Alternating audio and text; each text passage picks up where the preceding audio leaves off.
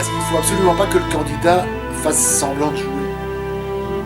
Parce que soit tu tombes sur un comédien amateur génial, mais c'est rare, autant que les professionnels, soit tu tombes sur un qui essaie de jouer, et alors ça fausse tout. Et ton exercice, il est raté. Il faut qu'il soit eux-mêmes. Donc à toi d'être le plus naturel possible pour qu'ils se sentent vraiment... C'est un challenge chaque fois alors. C'est un challenge, et ce qui est impressionnant, et ça, moi ça me surprend parfois moi-même, c'est de dire la capacité qu'on peut avoir en tant que comédien à emmener quelqu'un avec soi dans l'univers et faire croire que tout est vrai. Parce que le théâtre c'est ça. C'est ça. Tout est faux et tout doit paraître vrai. Tout est faux au théâtre. Enfin, faux, dans le sens, c'est pas tes mots à toi, c'est les mots de l'auteur, on en parlait tantôt, et il faut mettre ça de sorte que ça ait l'air naturel. Quand je m'enseigne, c'est ce que je dis aux comédiens. Il y a 3 étapes. Première étape, vous construisez le personnage en essayant d'apprendre le texte. Ça, c'est déjà une étape que certains comédiens, même professionnels, arrivent à peine à faire. Parce qu'avant qu'ils connaissent leur texte, certains, il faut déjà te battre. Deuxième étape, le texte est assimilé et le personnage existe. Et il y en a qui s'arrêtent là. Et moi, ce que je leur demande, troisième étape, faire semblant que le personnage n'est pas construit et qu'on ne connaît pas le texte. Parce que si tu débites ton texte par cœur, il y a un phrasé de par cœur. Dans la vie, quand tu parles, tu as des hésitations. Tu es interrompu. Tu butes sur un mot. Moi, je sais, par exemple, quand je parle, il y a des mots, je ne suis pas bègue, je ne l'ai jamais été, mais il y a parfois des mots qui... ça me prend du temps. Sur scène, ça peut être pareil. Donc là, il faut détricoter tout ce qu'on a consolidé pour faire croire au public que c'est vraiment vous qui parlez ce texte. Et là, ça commence à être réussi. C'est pas facile, hein. Non. Ça prend du temps. Hein. Voilà. Et tu as des comédiens, j'en connais, parce que j'en ai dirigé quand même pas mal, qui n'arrivent jamais à la troisième étape. Ça ne laisse pas de place à l'improvisation, ça. Alors, je ne suis pas contre l'impro, mais il faut que les rails soient hyper solides. C'est ce que je leur dis toujours. À partir du moment où le rail est solide, où tout est fixé, vous pouvez aller un peu à gauche, un peu à droite, ça reste juste. Si le rail n'est pas fixé, ça ressemble, non, parce que bon, ça ressemble à rien. Tu as vu, j'ai pu assister à 3 représentations. Oui. J'ai l'impression que ça a été balisé d'une façon incroyable. Ça doit l'être. Mais à l'intérieur de ça, ils peuvent, par exemple, les petites choses qu'on a ajoutées sur Madame Maigret, Monsieur Maigret, par exemple, voilà, qui ne sont pas dans le texte du tout, mais qui font rire, des choses comme ça. Ça, tu peux te permettre, mais ça n'est juste que si ça a l'air d'avoir été intégré tout le temps. Parce que j'ai l'impression que même le geste a été programmé. Tout. Ah oui, mais tout. Parce que j'ai vu, il a reniflé 3 fois de la même façon. Quoi. Ah oui, mais ça il n'a pas une fois fait comme ça, voilà. une fois alors fait je vais te dire, il y a... J'aime pas parler de moi tout le temps, c'est fatigant de parler de soi. Mais il y a des metteurs en scène, et puis il y a des directeurs d'acteurs. Moi, honnêtement, je suis moins metteur en scène que directeur d'acteurs. Metteur en scène, ça veut dire tu t'occupes des lumières, du son, de la mise en place, de la scénographie, quelque part. Voilà. Ça, c'est la mise. Et beaucoup de metteurs en scène que je connais se contentent de ça. Et puis les acteurs font un peu ce qu'ils veulent. Alors, s'ils sont bons, t'as la chance. S'ils sont pas bons, c'est de la merde. Bon, voilà. Bref. Moi, ça, je m'en fous, les objets, mes décors sont très épurés. J'aime pas les ça permet tout. Hein. Voilà. Et je dirige les acteurs, mais au cordeau. C'est-à-dire les rythmes, les silences, les séquences, le mouvement. Si le mouvement c'est ça, ça doit pas être ça, parce que ça c'est une signification précise à un moment donné. Tout le petit balai avec les verres de vodka qu'on remplit, qu'on vide, qu'on verse dans le vase, on ne les verse pas n'importe quand. Un autre aurait pu dire oui, tu le verses quand tu veux. Non, il le verse. Je te dis, ça a été... Et je déteste le gaspillage. Pouf. Il parle pas de la vodka, il parle du temps qui passe. Mais tout ça, je dis, ce sont des infos que le public reçoit. Des infos, moi j'en mets 1000. Le public, il en reçoit 100 et il en retient 10. Donc il faut en mettre 1000. Oui. Si tu en mets 10, le public il sort de là en se disant... oui. Donc d'une pièce de 10 pages, tu fais 100 pages parce que... On travaille beaucoup. Hein. Oui, on travaille beaucoup.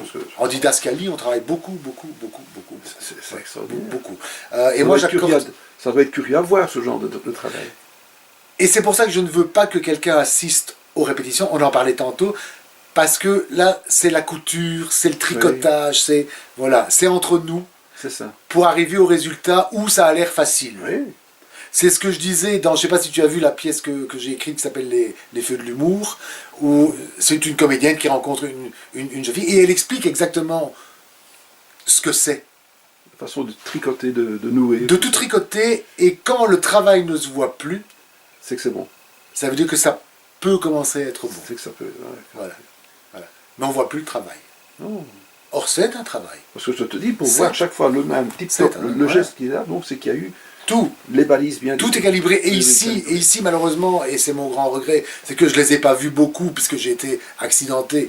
Donc Gérard a repris le rôle 15 jours avant. Il est venu à la maison.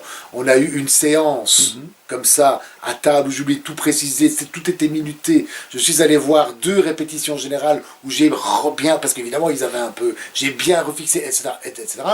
Et à la 2e répétition générale, je me suis dit, ok, c'est solidifié, c'est clair, c'est net. Après, ils peuvent un peu batifoler à gauche, à droite, ça n'a plus beaucoup d'importance. La trame, elle est solide. Mais c'est ce qu'on disait tantôt. Tu rentres dans la classe, le silence se fait. J'ai l'impression que cette même aura existe aussi au sein du théâtre. Qu'il soit là ou pas là. on voit. Écoute, oui, je n'en sais rien. Mais tu as vu le résultat. Oui. Si tu n'as pas eu grand-chose à dire, c'est que ce qui avait été dit a été Ça a bien été redit. dit. Ça a été dit. Je sais, on ne me le dit pas directement, mais parce que bon, les infos reviennent, je sais qu'à part 1 ou 2 exceptions, avec qui ça ne s'est pas très bien passé, les comédiens adorent travailler avec moi. Parce qu'on confronte parfois, hein, enfin on confronte, on argumente, voilà, etc. Mais généralement, je sais précisément où je veux aller, je réfléchis beaucoup avant, je ne note rien, parce que je ne veux pas bétonner quoi que ce soit, parce que eux apportent beaucoup aussi. Donc il faut pouvoir changer. Tu vois, je connais des metteurs en scène, qui disent, voilà, tu t'assieds en 31, tu montes en 18, tu cours en 7, etc. etc. Et tu n'as pas grand-chose à faire. Ici, moi, ils sont libres, mais je suis très directif quand même. Et on m'écoute. Après, ce que je dirige, je sais pourquoi. Comment? C'est le rôle du metteur en scène. Le comédien, il n'a jamais que son aspect des choses de son personnage. Moi, je vois tout. C'est ça qui est merveilleux quand tu es metteur en scène, c'est que tu peux tout jouer quand tu es metteur en scène. Parce que c'est sûr. Moi, je peux jouer le rôle de Jackie pendant une réplique, je peux jouer le rôle de Gérard pendant une réplique. Sur la longueur, ça ne tient pas, bien entendu. Après, c'est leur boulot. Mais je sens ce qu'il faut au texte, et en plus, comme je les connais bien, je sais ce qu'ils sont capables de donner, je sais ce qu'ils ne veulent parfois pas donner, mais que je veux obtenir, et je sais comment parfois l'obtenir. C'est ça, d'accord. Voilà. À leur corps défendant, parfois. Hein, Mais il faut, voilà. il faut une bonne connaissance de la psychologie de l'autre, quoi. Il faut bien les connaître. Oui. Il faut pas être dirigiste. Je suis directif, mais je suis pas dirigiste. C'est un deal, quoi. C'est un deal, en fait. Venez, suivez-moi, quoi. C'est des personnes, c'est des personnalités fortes, souvent, comédiens, pas par hasard. Donc il faut... Voilà. Il faut... Mais je pense que quand tu expliques aux gens le pourquoi des choses, et que c'est pertinent, ben, forcément. Moi j'ai travaillé avec des metteurs en scène, j'étais comédien alors, où je me disais, mais qu'est-ce qu'ils racontent? Oui, enfin je comprends bien ce qu'ils racontent, mais pourquoi? Quel est le but? À quoi ça correspond avec la psychologie du personnage? Après, bon, c'est vrai que les metteurs en scène peuvent prendre beaucoup de liberté et de distance. Mais moi, j'ai parfois joué dans les spectacles où je me disais, mais... Oui, mais ça, je me posais la question aussi. Voilà. Bon, quand tu es comédien, tu aurais parfois envie de prendre la place de l'autre.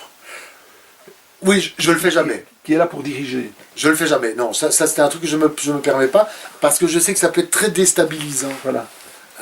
Donc ça, jamais. Il m'est arrivé parfois quand c'est Jackie qui met en scène, par exemple, et que je suis comédien, il m'arrive après une répétition, jamais pendant, de dire, écoute, en fait, je pensais, tu m'as demandé ça et ça et ça, mais est-ce que tu ne penses pas que ça serait plus pertinent ou l'autre? Alors parfois, elle dit, non, parce que, ok. Mais ça vient de lui, de cette façon. Ou alors parfois, elle dit, oui, ah ben oui, changeons. Ici, je sais, par exemple, je sais plus quelle proposition Gérard m'avait faite, j'ai dit, ouais, bon plan. Là, je suis en train de diriger les répètes de ce qu'on va jouer après, Piège fatal. J'ai un comédien extraordinaire, c'est le plus jeune des deux. Alors, il doute de tout, il doute tout le temps. Donc il pose beaucoup de questions. Pour moi c'est intéressant parce que parfois tu oublies de préciser ton point de vue.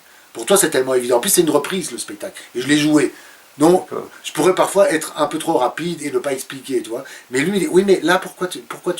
Alors ça me force moi à dire, oui parce que 3 scènes plus loin, ton personnage, donc c'est en corrélation avec ça. Parce que c'est une mécanique tout ça. Hein. Enfin, c'est pas... Moi je dis, les auteurs n'écrivent pas au hasard. Reconnaissons-leur ce talent. Ne mettons pas en scène au hasard non plus. Il faut trouver les... Enfin, je sais pas si tu connais sûrement le fameux poème de Baudelaire, Correspondance. Je crois que c'est Baudelaire, hein, Correspondance, je sais plus. Où en fait, c'est un poème qui a un sens en soi, dont je ne me souviens plus aujourd'hui, mais où chaque lettre correspond avec une lettre qui correspond avec une syllabe. Voilà, en analyse de texte à l'école, les profs sont très friands de ça. On te démontre, c'est une mécanique de précision extraordinaire. Voilà. C'est une mise en abîme des lettres dans elles-mêmes, si tu veux. Eh ben, une mise en scène, enfin, sans peut-être aller trop loin, mais ça doit être ça aussi parfois. Il n'y a pas de hasard. Ou alors c'est quelqu'un qui a écrit son texte n'importe comment. Bon, voilà. Mais en général, c'est bien ficelé, c'est bien foutu. L'auteur, il n'a pas écrit ça en 3 jours et demi. Ça prend parfois des années, tout est pensé, tout est... Il ne faut pas trahir non plus totalement l'œuvre. Bon, je sais qu'on dit l'auteur écrit une pièce, le metteur en scène en met une autre, les acteurs en jouent une 3e et le public en voit une 4e, et les journalistes une 5e. Ça, c'est autre chose. Comment arrive-t-on à la roulotte? Comment arrive-t-on à la Flûte enchantée? Oui, au théâtre de la Flûte enchantée. Alors, donc, je quitte le théâtre de l'équipe qui est donc coupé de ses subventions. Oui. Voilà. Je connais Muriel Audrey avec qui j'ai fait quelques tournées, et Muriel Audrey met en scène à la Flûte enchantée, que je ne connais pas du tout. J'ai jamais entendu parler de ce théâtre. Met en scène une pièce, un montage sur Feydeau. Et il lui manque un comédien. Et elle m'appelle et me dit, écoute, est-ce que ça t'intéresserait? Elle me dit, bon, c'est un théâtre qui n'est pas subventionné, c'est pas payé ou très peu payé, etc. Christian Demarche, c'est lui ça. C'est lui. C'est tout ça, c'était lui ça. C'était lui. C'est lui qui a créé ça. C'est eux qui ont créé ça avec son épouse, Jackie. Ils ont créé ça il y a 16-17 ans maintenant. Et je salue leur courage tous les jours, parce que sans 1 franc d'argent public depuis 16 ans, c'est un sacerdoce. Hein. Vraiment, il faut aimer ça. Bon, voilà.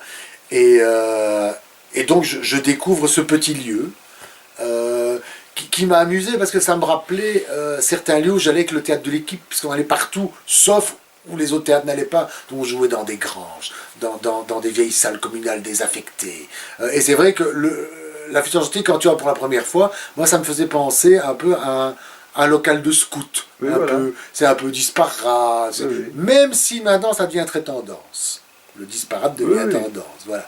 Il y a des gens très snobs qui adorent venir chez nous parce que je ne sais pas d'où ailleurs.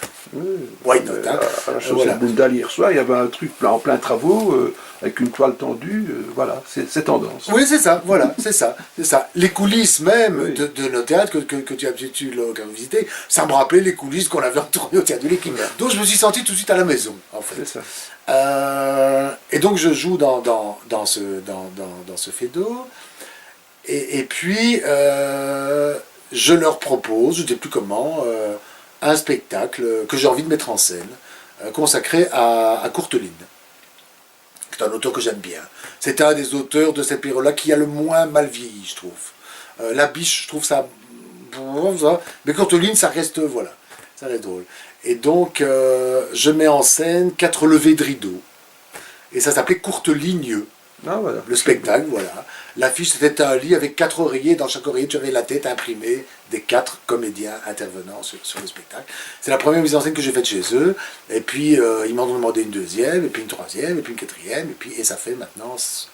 je suis arrivé là, je ne sais plus, je crois que c'est la 13e ou 14e saison que je fais là, chez eux. Je suis arrivé en 2005, 2018, donc 13e saison. Voilà.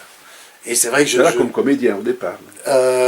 Mais très vite comme metteur en scène, première fois comédien, et après vice-versa, quoi. Une fois comédien, une fois metteur en scène, une fois les deux en même temps, une fois, voilà. Et j'aime bien parce que je suis à la maison. Alors c'est vrai qu'on en parlait tantôt, on ne gagne pas des fortunes, loin de là, mais quel luxe.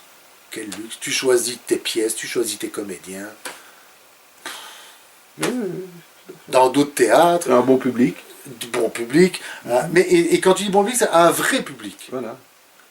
pas un public... Oui, parce que pour aller dans les arrière-cours, faut Voilà, pas un public voir. conventionnel, Donc, voilà. qui rit et puis tu... Alors que les plus grands vont chez vous quand même. Aussi. Quand on voit le public, dans le public, il y a Mais des très beaux mondes. Mais on a de temps en temps. Et d'ailleurs, il suffit de regarder, et c'est ça que j'aime bien, parce que c'est vrai que la presse ne vient pas souvent chez nous, bon, forcément, mais les avis des spectateurs sur les sites, c'est des vrais avis, c'est du vrai public.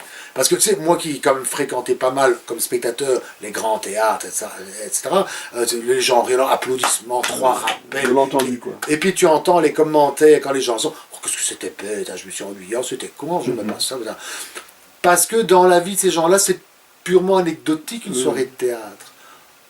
Et tout est formaté. D'abord, on prend un verre chez Mocafé, puis on va voir le spectacle, et puis on va manger à la taverne du Passage. Mais c'est juste un... Voilà.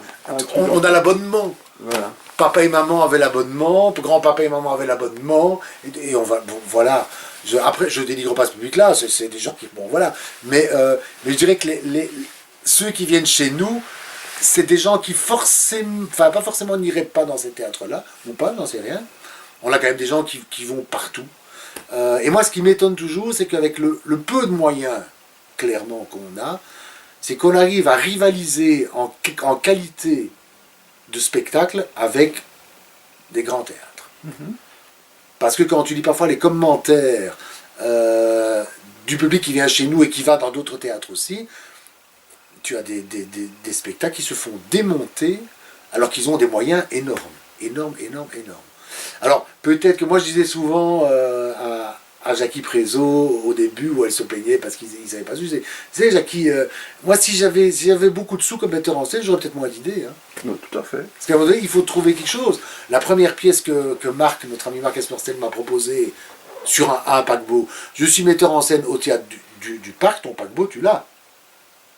Mais quel est l'intérêt?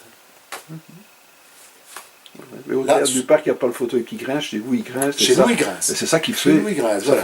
Alors, je ne sais pas si tu te souviens de la scénographie d'erreurs judiciaires. Une petite balustrade en faux métal, la même surélevée à l'arrière, des draps blancs sur le côté. Une fois éclairé en bleu, on est sur la mer. Une fois éclairé en rouge, on est au tribunal. Voilà. Tout le monde avait compris. Tout à fait. Tout le monde avait compris. Et je trouve même que ça renforce.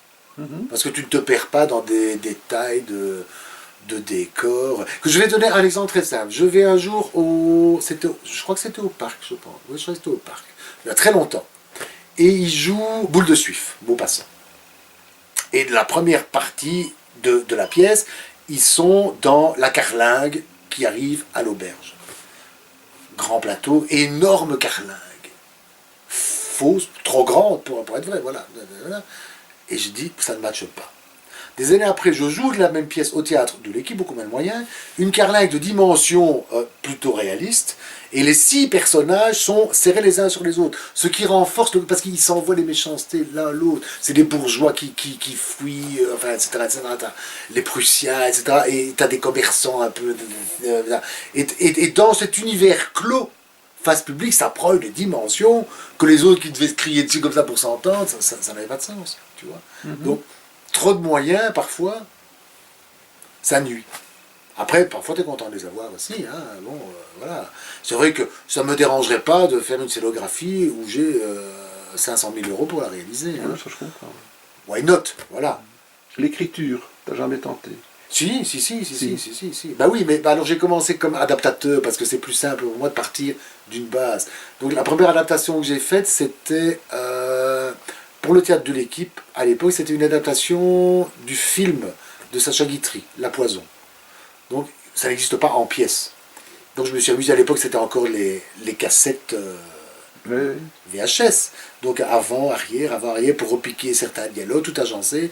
Et je l'ai adapté dans une pièce à 5 personnages, qu'on a joué à la Flûte Enchantée d'ailleurs, qui s'appelait Un coup d'avance. Voilà. Ensuite, je me suis attaqué à l'adaptation, j'avais vu cette pièce-là aux galeries, je trouvais excellente, de Drôle de couple de Neil Simon, mais 14 personnages, beaucoup trop, théâtre de l'équipe peu subventionné, pas beaucoup de sous, donc réduire, donc j'ai adapté pour 3 personnages. 2 hommes, 2 femmes, dont un doublon, puisque ce sont les jumelles. Qui n'apparaissent jamais en même temps, bien évidemment. Ça, c'était ma deuxième adaptation. Troisième adaptation, Piège fatal, ici. Là aussi, je pense que la pièce originale, ils sont une bonne dizaine, dont le personnage principal qui est une voyante. Moi, j'ai supprimé tout ça. Ici, ils sont 4 aussi, mais 3 comédiens, puisque de nouveau, des jumelles. J'aime bien les jumelles, c'est économique. Et alors, j'ai écrit, là vraiment, de toutes pièces, pour une fois, L'effet de l'humour,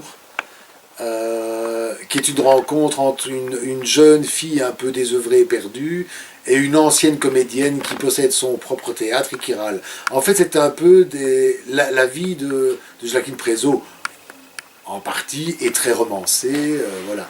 C'est un spectacle qui a fort bien marché, qui était très drôle, enfin, c'est ce que les gens ont dit. Et voilà, mais c'est une écriture beaucoup plus moderne à ce moment-là. C'est plus moi, puisque je n'adapte pas à un texte qui préexiste. Donc, voilà, peut-être que j'écrirai une autre ou pas, mais ça prend du temps, mine de rien. Pas pour l'écrire, je l'ai écrit assez vite, je pense qu'en 1 mois, 2 mois, ça a été. Mais il faut que l'idée vienne et que l'envie vienne. Et qu'on me donne une raison. Encore une fois, si j'ai pas une raison de le faire, je ne le fais pas. Et là, Jacqueline, qui avait déjà joué avec cette jeune fille sous ma direction dans 2 spectacles, m'avait dit, moi j'aime bien ces petites jeunes filles, il faudrait que tu nous trouves une autre pièce où on pourrait jouer à 2, etc. Et je ne trouvais rien. J'ai dit, je vais l'écrire alors, voilà. Parce qu'avec avec deux, j'avais mis en scène Savannah B de Duras, donc vraiment un autre univers, et puis la pièce de Pascal Vrébos, Entre chats. Et donc là, j'ai écrit sur mesure pour L2. Donc ça s'est très bien passé, c'était très chouette. Alors il y aura peut-être une suite ou pas, j'en sais pas. D'accord. Je ne sais pas. Je ne suis pas très prolixe comme auteur, on en connaît les plus prolixes. Mais Jean-Luc, je te remercie beaucoup pour ce bel entretien. On a dit...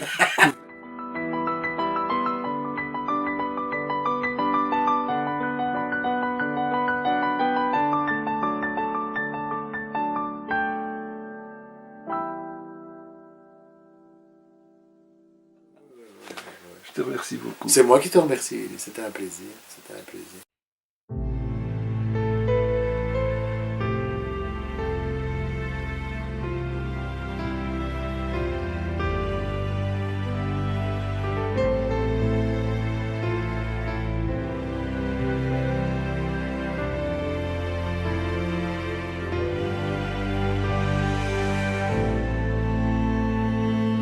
De forêt.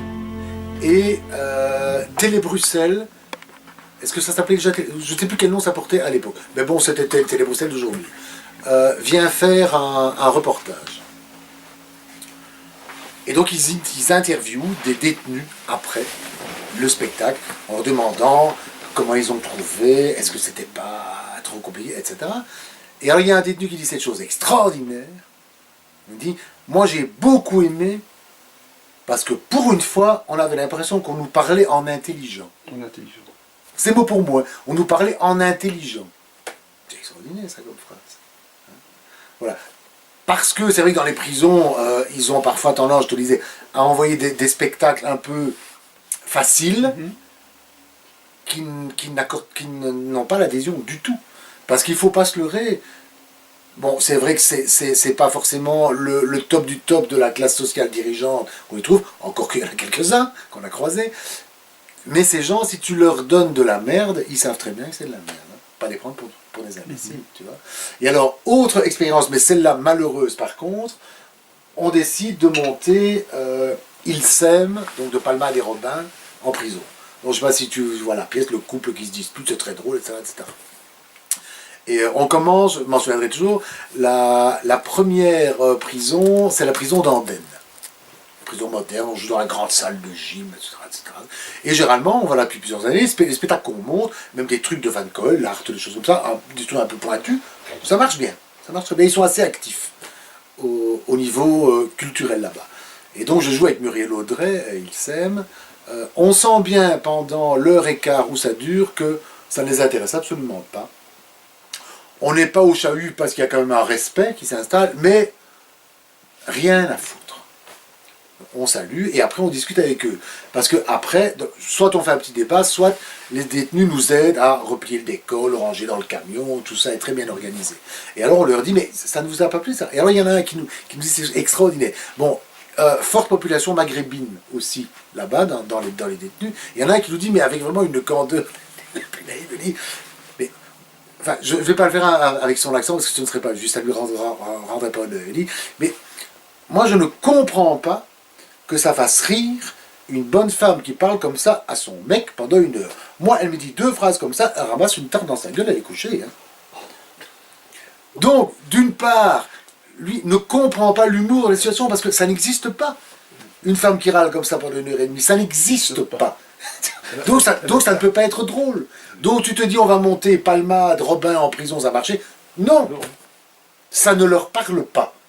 Par contre, 2 crapules futelles en jabot dentelle qui s'engueulent pour obtenir le pouvoir, ça leur parle. Parce qu'il y a un combat, quoi. Ça leur parle.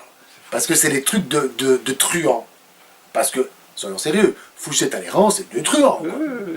Qui essayent d'obtenir le pouvoir, de se défiler, etc. J'adore Talleyrand, j'ai beaucoup d'admiration pour ce personnage, mais voilà. Non, mais c'est une baffe pour vous aussi de... Ben, tout qu'on le fait. C'est comme ça que tu apprends. Oui. Tu te dis, waouh! Mon public, il attend autre chose, quoi. Pour réagir, il attend autre chose, quoi. Exactement. Parce qu'à la maison, ça se passe autrement. Ouais. Fou, hein. Oui, Fou, ça, hein. c'est... Alors, mais il faut trouver des trucs. Alors, je monte Les Sardines grillées de Jean-Claude Dano. Tourné dans les prisons aussi. C'est une très belle pièce. Pas très longue, ça fait 1h10 à tout casser, mais très complète, avec de très beaux personnages. Je ne sais pas si tu connais. En fait, c'est une... Alors, Jean-Claude Dano, c'est un univers assez particulier. Hein. C'est toujours très trash. C'est une SDF sur un banc qui s'appelle Victoire de Pécouille et qui était installée là parce que c'est l'enfant non reconnu d'une famille de nobles qui habite en face. Voilà. Et elle rencontre une petite jeune fille qui vient pour travailler comme boniche chez les snobs d'en face, et elle l'arrête, elle la retourne, elle sympathise, enfin, c'est très très cru comme langage, c'est remarquable. Bon. Et joue dans le rôle de Victoire, une comédienne qui est décédée maintenant, assez forte. C'est parce qu'il faut une corpulence pour jouer ça. Mais bon, moi je sais que dans les prisons, ils aiment bien, tant qu'à faire d'avoir une présence féminine, d'avoir une jolie personne. Bon. Il y avait celle qui jouait la femme de ménage, qui était jeune et jolie, il y avait l'autre, mais c'est l'autre qui ouvrait le spectacle, parce que le spectacle commence, elle est là sur son banc, elle est sous des cartons, et elle sort de ces cartons. Et je savais, moi, en tant que metteur en scène, qu'à la première apparition, c'est « Ah, qu'est-ce que c'est que cette mocheté bu, bu, bu, bu, bu. » Donc je me dis, il faut que je trouve un truc. Alors je me dis, elle est SDF. Alors imaginons que je la place... Je vais la placer sur une station de métro. Donc, à l'arrière du décor, j'avais des espèces de... comment on appelle ça, de palettes de chantier peintes sur lesquelles il y avait des graffitis un peu vulgaires, mais limite, pas trop. Et au-dessus, j'avais fait dessiner par le décorateur un truc métropolitain. Et quand la pièce démarre, on entend dans la bande-son une bruit de rame de métro qui passe, métro aérien, tagadang, tagadang, tagadang, tagadang. Puis le carton se soulève. J'ai ma comédienne qui apparaît et qui dit, avant que quelqu'un graduel, vous attendiez Catherine Deneuve dans le dernier métro. Ah ben c'est Victoire dans le premier. Et bingo, tout le monde arrive. Tac, tout le monde trie, on peut démarrer. Tu vois? Faut y penser. Mais il faut trouver une idée qui te dit comment imposer ce spectacle. Parce que c'est une pièce tellement belle que s'ils ne rentrent pas dedans, tu dis quel dommage, ils vont s'amuser. Il faut les forcer à s'amuser un peu. C'est comme dans l'enseignement. Hein. Je veux dire, si tu... Enfin, c'est affreux ce que j'ai dit, mais si tu donnes pas un petit leurre, oui, c'est... Voilà, alors bon, c'est de la pédagogie, quoi, merde. Pédagogie, tout à fait. C'est comme ça, quoi. Tu peux, comme on disait tantôt, tu peux avoir le meilleur des profs, s'il n'a pas une manière pédagogique d'aborder, ben, ça restera le meilleur des profs dans son salon, quoi. Mais c'est dommage. Si la voie est le meilleur, c'est que c'est pas s'imposer. C'est dommage. Alors des vieux grincheux, tu diront, oui, mais c'est parce que les élèves n'ont plus de respect, etc. Et moi, je sais, quand j'étais prof de français, je lisais un texte à mes élèves. C'était quelques phrases très simples que j'écrivais au tableau. Il était impossible d'enseigner aujourd'hui, les jeunes n'ont plus le respect, quelque chose comme ça. Et je dis, à votre avis, qui a dit ça d'abord, et ça date de quand? Il faisait un peu des recherches, voilà. Socrate, 5e siècle avant Jésus-Christ. Vous voyez que rien n'a changé. Non. Je me suis beaucoup amusé comme prof. Vraiment, vraiment, vraiment. Ça ne me manque plus aujourd'hui, très honnêtement. Mais parce que je vois que les conditions ont vraiment beaucoup changé. Et puis bon, moi je donnais pas cours sur Bruxelles dans un premier temps, c'était dans le borinage. Et puis quand j'étais à Uccle, ici, j'étais privilégié, parce que je donnais cours d'abord en primaire avec dérogation spéciale, parce que je ne suis pas un STIT, et je donnais cours aux primo-arrivants, adaptation à la langue. Donc ça, c'était un pur bonheur pour moi. Pur bonheur. Mais là aussi, j'ai des anecdotes avec l'inspectrice. Mon Dieu, il a failli avoir une crise cardiaque, l'inspectrice. On avait une inspectrice assez pointilleuse. Et, curieusement, tous les collègues en avaient peur. Moi, je ne la connaissais pas, je ne l'avais jamais vue. Donc, voilà. Mais j'entendais, je me dis, elle n'a pas l'air commode, cette dame. Et il paraît que quand elle venait inspecter, les institutrices étaient comme ça. Et un jour, on m'annonce qu'elle vient pour moi, pour inspecter. Bon, mais moi j'avais un cours particulier puisque c'était primo-arrivant, adaptation à la langue. Donc j'avais un élève par heure que j'allais chercher, qui ne parlait pas ou très peu le français, et je prenais pendant 1 heure intensif. Et après je le remettais dans la classe et il prenait son cursus. Voilà. Bon, il est clair que je n'allais pas me cantonner dans une classe ou dans un bureau pendant 1 heure avec un élève. Bon. Donc moi je donne mon cours normalement. Et tout ça je sais après par la directrice de l'école plein air. L'école plein air, c'est une très belle école dans un parc, et c'est une ancienne énorme villa qui est devenue un internat avec des extensions. Et en fait, le bureau de la directrice, c'est une très belle pergola qui donne sur la cour de récréation avec un parcours sportif, des rondins en bois. C'est très très joli. Et donc, elle m'explique après que l'inspectrice était dans son bureau à elle, me voyant donner cours. Alors moi, donnant cours, c'est quoi? J'avais, je pense, c'était un petit russe que j'avais à ce moment-là.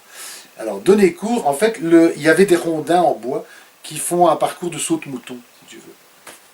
Et donc, l'inspectrice me voit, avec ce gosse, pendant un moment, en train de faire des saute-moutons.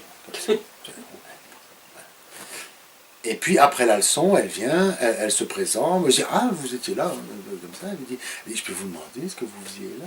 Non, d'abord, elle me dit « Est-ce que je peux avoir votre préparation très important, préparation de cours, objectif cognitif, objectif machin, objectif bazar, d'où je passe, je vais aller, je dis, ah écoutez, vous l'aurez tout à l'heure parce que je vais seulement la rédiger maintenant. Moi je rédige mes préparations en fonction de la leçon que j'ai donnée et pas l'inverse. Parce que je ne sais pas à l'avance où je vais aller. Je sais où je veux aller, je sais d'où je pars, mais alors entre les deux, il peut y avoir beaucoup de fluctuations. Hein. Donc si vous voulez bien dans une heure, qu'est-ce que vous faisiez là? Ben, je suis en train d'essayer de lui apprendre les notions plus petit, plus grand. Donc, plus petit, il saute au-dessus, plus grand, il sait pas. C'est con, hein. Alors, tu peux leur donner pendant 1 heure une leçon, plus petit, plus grand. Ils vont retenir quoi? Rien. Là, le gars, il sait que ben, ça, c'est plus petit parce que je passe au-dessus. Là, voilà. Bon, enfin. Alors, mais j'avais des méthodes peu orthodoxes. J'allais, par exemple, dans la cuisine. On allait préparer, parce que c'était encore un internat où on préparait encore la bouffe comme à l'ancien temps. Et donc, mon élève allait dans la cuisine, garçon ou fille, peu importe, je m'en foutais, donner un coup de main au cuisinier qui était là. Alors ça, c'est des carottes, ça, c'est des pommes de terre, ça, on coupe, ça, c'est de l'eau chaude, etc. Je leur faisais téléphoner. On allait dans le bureau de la directrice, on téléphonait au renseignement. Le gosse qui parle à peine français, mais qui doit. T'es perdu en rue, tu fais quoi? Tu dois appeler les renseignements. Voilà, il fallait faire ça, quoi. Alors, après, va-t'en écrire ça sur papier dans une préparation de leçon, quoi. Ah oui, c'est difficile, quand même. C'est difficile, quoi. Et alors, le plus beau cas, vraiment, le plus beau cas que j'ai eu, c'est une petite Rwandaise. Elle arrive donc à l'école plein air, après avoir passé un peu de temps en centre fermé, bien entendu, comme toujours. Hein. Bon. Et la fille ne parle pas. Or, elle est censée, si elle parle, parler un peu français, parce que Rwanda, langue plus ou moins officielle, c'est un peu le français quand même. Pas un mot. En classe, pas un mot. Elle est dans son coin, elle ne parle pas. Donc la directrice me dit, écoute, ce serait bien que tu l'apprennes un peu. Et je l'ai prise 5 ou 6 séances. Rien. Mais rien. Hein. Moi, en face d'elle, dans mon bureau, dehors, j'ai tout essayé. Rien. La fille, elle est comme ça. Renfermée. Fermée, complètement. Je me dis, bon, elle va trouver quelque chose. Je me dis, bon, le cours prochain, je vais en prendre 2 en même temps. 2 élèves en même temps. Et j'avais un gars un peu plus âgé, d'origine chinoise, qui lui se débrouillait un peu. Et je dis, qu'est-ce qu'on pourrait faire? Je dis, cette fille, elle a un blocage, mais moi, je ne suis pas psychologue non plus, attends, je suis prof, quoi. Et je dis, il va falloir le jeu, ça ne va pas, c'est assez. Il faut trouver quelque chose de violent, quoi. Et je quitte donc l'école, je vais au parc du Volvendal, Je ne sais pas si vous Oui, connaissez oui, la on Huit. a déjà été. Et tu as une pente vraiment très nette, qui est très longue quand tu es tout en haut. Et je dis, on va faire l'avion. Donc on se met en ligne, tous les trois. Elle toujours. Tu oublies que tu as mal au genou? Bon, non, celui-là j'ai pas mal. C'est Non, mais celui-là. parce que C'est celui-là que j'ai mal. Mais je le sens un petit peu. Mais tant qu'elle est pliée comme ça, il Ah, ça n'y a va. aucun souci. Et C'est le donc, but aussi, hein. elle me. Mais comme quoi, quand tu parles, en fait, et c'est marrant parce que quand on est en scène, on oublie Ah, voilà. les douleurs. Eh ben pareil, parce que Parce que j'ai vu à un moment donné, tu... t'es sur autre chose. Oui. Mais ça me gêne à peine, honnêtement. D'accord, Ce que je ne pourrais pas faire, c'est me tenir uniquement sur cette jambe-là, d'accord. parce qu'alors j'ai peur que le genou lâche, tu vois. Mais, et donc je les mets en ligne. Moi, je fais stupidement Non, l'avion, tu vois. Mon chinois se met en avion et on part, tous les deux. Et elle est là, et puis je regarde un peu, hein, sans me casser la figure cette fois. Et elle met ses bras comme ça, et elle nous rejoint, elle nous suit. Et arrivée en bas de cette côte, elle te pousse un de ses cris. Mais, ah! Ok, très bien. Elle retourne en classe, elle parle. fou. Français, correctement. Donc ça veut dire que c'était vraiment un blocage. Et ce qui s'est passé en fait, c'est que dans la classe, et ça on a compris après, hein, dans la classe, elle se mettait dans le fond pour pas qu'on la voie. Quand on passe, c'est les écoles où quand tu passes dans le couloir, tu regardes par la fenêtre, pour pas qu'on la voie. Et elle voulait sûrement pas parler à l'institutrice, parce que si l'institutrice bougeait trop, l'institutrice allait être repérée. Or, on a appris après que dans son village où elle était, ils ont débarqué avec des machettes, Ouais, voilà. et ils ont coupé la tête à l'institutrice, devant elle. Donc elle ne voulait pas que... Donc elle voulait pas. Il y a de quoi être traumatisé. Ah oui, c'est bien. Il faut comprendre. Hein. Mais, Ah oui, mais attends, enfin, c'est vraiment. attends, parce que le centre PMS me dit, écoutez, on ne sait pas faire plus que vous. On Et on dit, ne pense pas tout ça, hein. moi, je n'y arrive pas non plus. Je lui parle, elle ne me répond pas. Je suis bloqué, je ne sais pas quoi faire, honnêtement. Je suis pas compétent pour ça, quoi. Et le hasard, alors, qu'est-ce qui a fait que? Est-ce que c'est parce qu'elle a vu le petit chinois le faire? Est-ce que tout d'un coup, je ne sais pas. Je ne saurais jamais, hein, je ne saurais jamais. Mais voilà, ça c'est des... Voilà. C'est des choses comme ça. Bon, après, il y a des moins bons souvenirs aussi sur